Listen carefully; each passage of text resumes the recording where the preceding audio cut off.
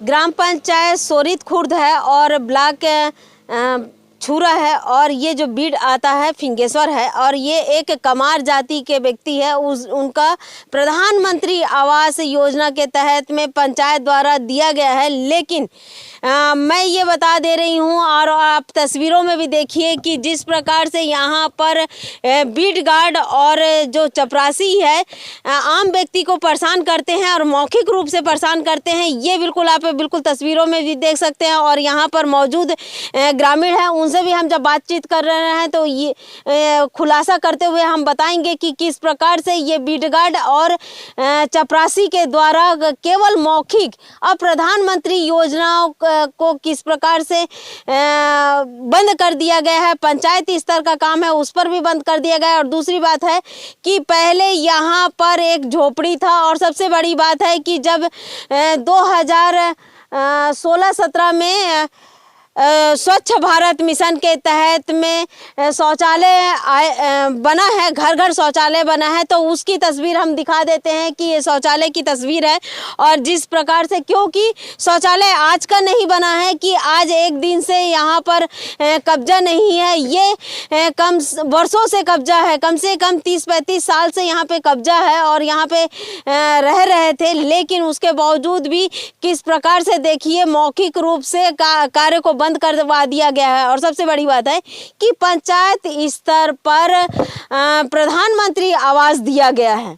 जब पंचायत स्तर पर प्रधानमंत्री आवास दिया गया है और दूसरी बात है कि ये जो फॉरेस्ट विभाग का सरहद जो है ये नाली के उस पार है, फेंसिंग पोल लगा हुआ है, उसके बावजूद भी ये पंचायत स्तर का रोड है। लेकिन उसके बावजूद भी देखिए बंद करवा दिया गया है। ये कौन काम बंद करवाया है? नामदेव जंगल वाले क्या बोल के बंद करवाए हैं? जंगल माथे की के जंगल में आता है। तो ये फेंसिंग पोल तो दिख रहा है, वो उनका सरहद तो उसी साइड में है। नहीं, जंगल के कारण तो बंद करवा है ना। अच्छा, हाँ, मेन कारण वही है, नहीं बनाना है। लेकिन सबसे बड़ी बात है तस्वीरों में देखिए कि वो जो नाली है, नाली के उस पार फेंसिंग पोल है और फेंसिंग डला हुआ है, फॉरेस्ट विभाग का फेंसिंग डला हुआ है। और जब पंचायत द्वारा ये पूरी तरीके से दस्तावेज से लेते हुए जमीन का निरीक्षण करके ही प्रधानमंत्री आवास दिया जाता है।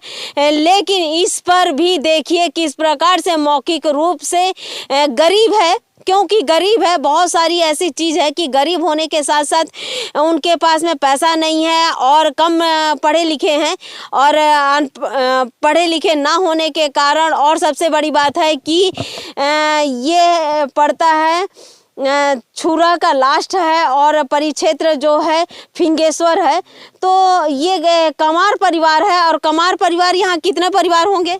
नहीं, एक ही घर के, कहाँ नहीं है, बस्ती नहीं है, कमार नहीं है, एक परिवार है कमार परिवार। और बताया जा रहा है कि ये कमार परिवार जो है यहाँ की बेटी थी और बेटी होने के साथ साथ यहाँ पर रहने लगी थी और उनका पूरा परिवार यहाँ पे रह रहा था। लेकिन वो बेटी और उनके हस्बैंड दोनों की मृत्यु होने के बाद में एक बच्चा है और उस बच्चे के पास में एक तरह से कहा जा सकता है कि गरीब है और बेसहारा है। और 2 बच्चे हैं, एक लड़का एक लड़की। नहीं, लड़का लड़की शादी हो गई है। हाँ। एक लड़का अमलोर में रहते। अच्छा। अमलोर तो 2 है कि 3 है? 3 बच्चा है, 2 लड़का 1 लड़की। लड़के की शादी हो गई। अच्छा, 3 बच्चे हैं। और जिस प्रकार से एक कमार परिवार के साथ में बीड गार्ड द्वारा और चपरासी द्वारा किया जा रहा है, ये बिल्कुल गलत है। और पंचायत स्तर पर सरपंच से भी जब बात हुई तो सरपंच द्वारा भी कहा गया कि हमने तो आवास, क्योंकि गरीब है, गरीबों का पहले आवास आता है और क्योंकि झोपड़ी था, झोपड़ी टूट जाने के बाद में प्रधानमंत्री आवास तो हम पंचायत स्तर पर दे दिए हैं। लेकिन बीड गार्ड की जो मनमानी है, बीड गार्ड द्वारा जो डराया धमकाया जा रहा है, बीड गार्ड द्वारा जिस प्रकार से प्रताड़ित किया जा रहा है, तो हम लोग क्या करें? ऐसा करके सरपंच द्वारा कहा गया है। और यहाँ पर 2 किस्त जमा होने के बावजूद भी देखिए निर्माण कार्य अधूरा है। और ये हम ये भी कह सकते हैं शासकीय काम में किस प्रकार से बाधित किया गया है, मौखिक रूप से, लिखित रूप से किसी प्रकार से नहीं दिया गया है, नोटिस नहीं दिया गया है कि जिस पर इन पर कड़ी से कड़ी कार्रवाई किया जाए, कानूनी कार्रवाई किया जाए। लेकिन यहाँ पर बीडगार्ड और चपरासी की मनमानी। और दूसरी बात है कि अभी रेंजर के द्वारा भी हम जब बात हुई है तो रेंजर भी बता रहे हैं कि हम देखते हैं कि क्या कर सकते हैं। लेकिन मैं डीएफओ साहब से भी कहूँगी कि जिस प्रकार से सोरीत खुर्द में रेंजर और चपरासी द्वारा कार्य किया जा रहा है ये बिल्कुल गलत है, क्योंकि आपका सीमा नहीं आता है, ये पंचायत स्तर का सीमा आता है जिस पर प्रधानमंत्री आवास योजना से एक गरीब परिवार, एक कमार परिवार वंचित है। इस पर संज्ञान में लेते हुए उनको काम करने दिया जाए, न कि इस पर आपत्ति लगाकर एक गरीब परिवार को और भी दुखी करते जाए और प्रताड़ित करते जाए, जिससे वो गरीब परिवार दुखी होकर कुछ भी करने की स्थिति में आ जाएंगे।